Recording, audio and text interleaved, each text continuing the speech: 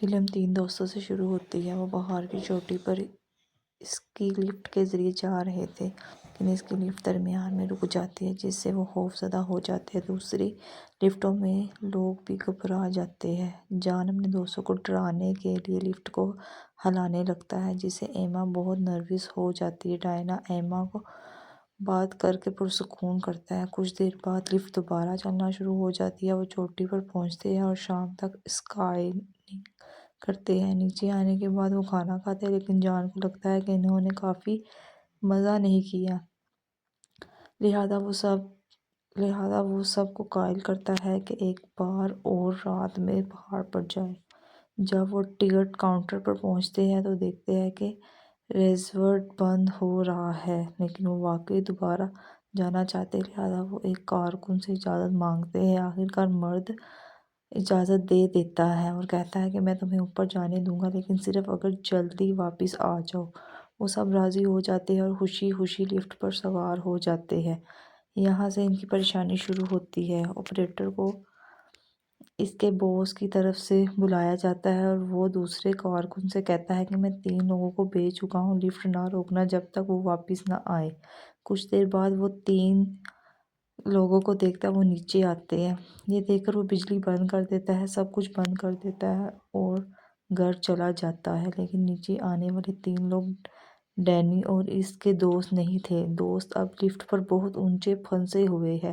شروع میں وہ سمجھتے ہیں کہ یہ صرف مکینیکل مسئلہ ہے جیسا کہ صبح ہوا تھا، لیکن جب گھنٹوں بعد بھی لفٹ نہیں چلتی تو وہ سمجھ جاتے ہیں کہ وہ پھنس گئے ہیں۔ بہت سردی ہے اور برفانی طوفان شروع ہو جاتا ہے۔ سب سے بڑی پریشانی یہ ہے کہ وہاں سیل فون سگنل نہیں ہے کہ مدد کے لیے کال کرے۔ نیچے شہر اندھیرے میں ڈوبا ہوا ہے، اس کا خوف بڑھتا ہے اور طوفان شدید ہوتا جاتا ہے، حتیٰ کہ جان بھی گھبرا جاتا ہے۔ ڈائنی جو پہلے پرسکون تھا اب رونے لگتا ہے۔ وہ مدد کے لیے چیختے ہیں لیکن کوئی نہیں سنتا۔ آخرکار وہ ہار مان لیتے ہیں اور سوچتے ہیں کہ شاید وہ مر جائے، لیکن پھر وہ نیچے برفانی ٹریکٹر دیکھتے ہیں۔ وہ خوش ہوتے ہیں اور توجہ دلانے کے لیے چیزیں پھینکتے ہیں، لیکن ڈرائیور نہیں دیکھتا کیونکہ وہ صرف اپنے ساتھی کو لینے آیا تھا۔ ٹریکٹر چلا جاتا ہے اور اس کی امید ختم ہو جاتی ہے۔ طوفان رک جاتا ہے لیکن سردی اور بڑھ جاتی ہے، سانس لینا بھی مشکل ہو جاتا ہے۔ پھر ڈائنی کو ایک بری بات یاد آتی ہے۔ انہوں نے سنا تھا کہ طوفان کی وجہ سے ریزورٹ ایک ہفتے کے لیے بند رہے گا۔ وہ کہتے ہیں کہ کل کوئی جانے نہیں آئے گا۔ ایما رونے لگتی ہے اور ڈائنی اسے تسلی دینے کی کوشش کرتا ہے کہ میں کسی طرح ہمیں بچا لوں گا۔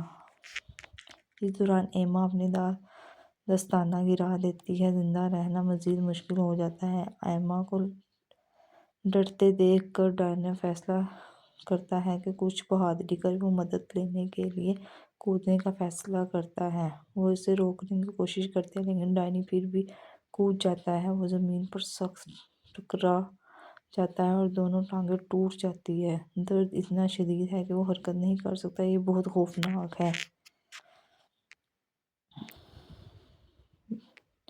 ڈینی شدید درد میں ہے، وہ اسے مدد نہیں کر سکتے۔ جان ایک سپورٹ ٹاور دیکھتا ہے جس پر سیڑھی لگی ہے۔ وہاں پہنچنا مشکل لگتا ہے، لیکن ایما جان کی حوصلہ افزائی کرتی ہے۔ وہ کیبل پر چڑھتا ہے۔ جیسے ہی وہ آگے بڑھتا ہے اس کے دستانے پھٹ جاتے ہیں۔ وہ شدید درد محسوس کرتا ہے اور کرسی پر چڑھ جاتا ہے۔ نیچے حالات مزید خراب ہوتے ہیں۔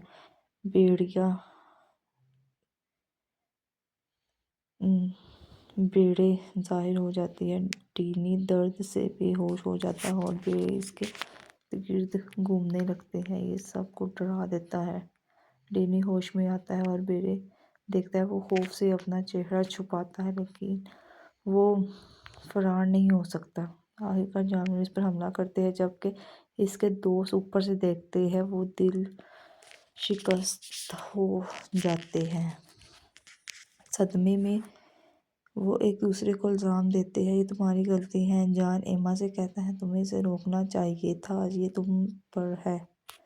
ایما جواب دیتی ہے نہیں یہ تمہاری غلطی ہے، تمہارا خیال تھا کہ آج رات واپس آئے۔ جب وہ جگڑتے ہیں تو طوفان واپس آتا ہے، شدید برفانی ڈائنی کے جسم کو ڈانپ دیتی ہے، تھکن سے وہ آخرکار سو جاتے ہیں۔ صبح ایما جاگتی ہے اور ایک خوفناک بات محسوس کرتی ہے، اس کا ہاتھ بار سے جم گیا ہے۔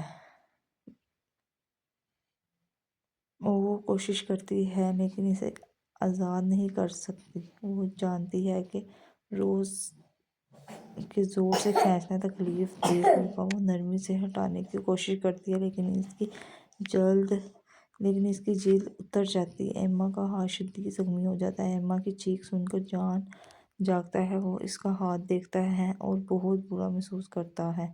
سورج نکلتا ہے اور تھوڑی گرمی دیتا ہے لیکن وہ ابھی بھی درد میں ہے، سردی کے زخم کو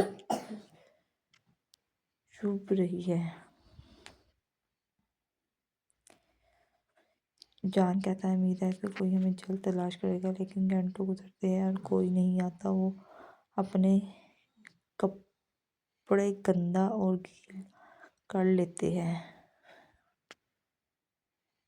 وہ جم جاتے ہیں۔ جان فیصلہ کرتا ہے کہ زندہ رہنے کا واحد طریقہ ہے اسے ٹاور تک چڑھنا ہوگا۔ وہ کھڑا ہوتا ہے اور کیبل پکڑتا ہے، تھوڑا آگے بڑھتا ہے لیکن دستانے پھٹ جاتے ہیں اور ہاتھ زخمی ہو جاتے ہیں۔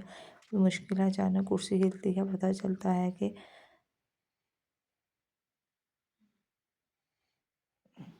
کرسی گر چکی۔ اچانک کرسی ہلتی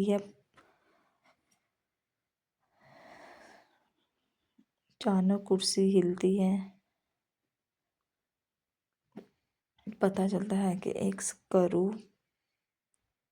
کھسک گیا ہے اور کرسی گر سکتی ہے۔ جان واپس نہیں جا سکتا کیونکہ کرسی ٹوٹ سکتی ہے اور جدوجہد کرتا ہے لیکن ٹاور کی طرف بڑھتا رہتا ہے۔ آخرکار وہ سیڑھی تک پہنچ جاتا ہے۔ اس وقت تک اس کے دستانے خون سے بھر جاتے ہیں، نیچے بیڑے جمع ہو جاتے ہیں۔ جان ایما سے کہتا ہے کہ وہ چیزیں پھینکے تاکہ بیڑے میں توجہ ہو اور وہ نیچے اتر سکے۔ ایما کوشش کرتی ہے لیکن بیڑے نہیں جاتی۔ ڈرتے ہوئے جان سیڑھی سے نیچے چڑھنا شروع کرتا ہے، محسوس کرتا ہے کہ اس نے کچھ عظیم کیا۔ وہ سوچتا ہے کہ جلد ہی وہ ایما اور خود کو بچا لے گا، لیکن جیسے ہی وہ زمین پر پہنچتا ہے بیڑے حملہ کر دیتی ہے اور وہ اپنی جان بچانے کے لیے بھاگتا ہے لیکن وہ اس کا پیچھا کرتے ہیں۔ رات ہوتی ہے، جان کا کوئی نشان نہیں۔ ایما نہیں جانتی کہ وہ زندہ ہے یا نہیں، وہ سو جاتی ہے۔ اگلی صبح ایما جاگتی ہے، جان واپس نہیں آیا۔ وہ حد تک تھک گئی ہے کہ کچھ نہیں کھایا۔ وہ چاہتی ہے کہ اگر وہ یہاں رہے تو مر جائے گی۔ وہ جانتی ہے کہ اگر وہ یہاں رہی تو وہ مر جائے گی۔ وہ فیصلہ کرتی ہے کہ بھاگنا بہتر ہے، کم از کم اس کا موقع ہے۔ وہ کرسی سے کودتی ہے، کرسی اس پر گر جاتی ہے اور وہ درد کے باوجود لڑتی ہوئی رینگتی ہے اور آگے بڑھتی ہے اور برف میں نشان دیکھتی ہے، لگتا ہے اس کو گھسیٹا گیا تھا۔ وہ سمجھتی ہے کہ یہ جان تھا اور بیڑوں نے اسے مار دیا۔ جب وہ آگے بڑھتی ہے ایک بھیڑیا دیکھتی ہے، وہ جم جاتی ہے، سوچتی ہے کہ مر جائے گی۔ بھیڑیا کے منہ پر خون ہے کیونکہ اس نے تو اس کو کھا لیا، لیکن بھیڑیا اسے چھوڑ دیتا ہے کیونکہ وہ بڑھ گیا ہے۔ ایما بچ نکلتی ہے اور سڑک تک رینگتی ہے، وہاں کوئی نہیں ہے۔ پھر ایک گاڑی آتی ہے، ایک آدمی ایما کو برف میں پڑا دیکھتا ہے اور اسے بچا لیتا ہے۔ وہ کبھی اس سفر کو نہیں بھولے گی جہاں اس نے 2 دوست کھوئے اپنے۔ اسی طرح فلم ختم ہوتی ہے اور ایما واحد زندہ بچتی ہے۔